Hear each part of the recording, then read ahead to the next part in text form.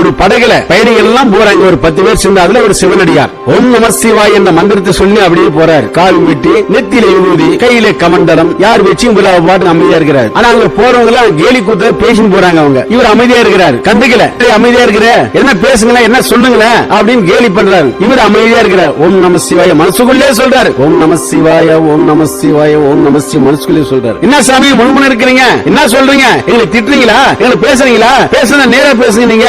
அப்போ நான் ஒண்ணும் பேசல. அவர் ஓம் நம சிவாய ஓம் நம சிவாய கடவுள் கடவுள் பேரையே சொல்லி இருக்கிறார். கடவுள் சிந்தனையாவே இருக்கிறாரு. என்ன சாமி சும்மா நாங்களா ரொம்ப சந்தோஷம் ஆடின்னு பாடின்னு வரோம், நீங்க பாட்டு கம்மன் மூணு வரீங்க நீங்க எவ்வளவு நல்ல பேசாமி அப்படின்னு அப்படி அடியாருக்கு ஒரு கேவலம் முறையில் நடக்கும்போது சிவனடியார் பார்த்து சும்மா இருப்பாரா?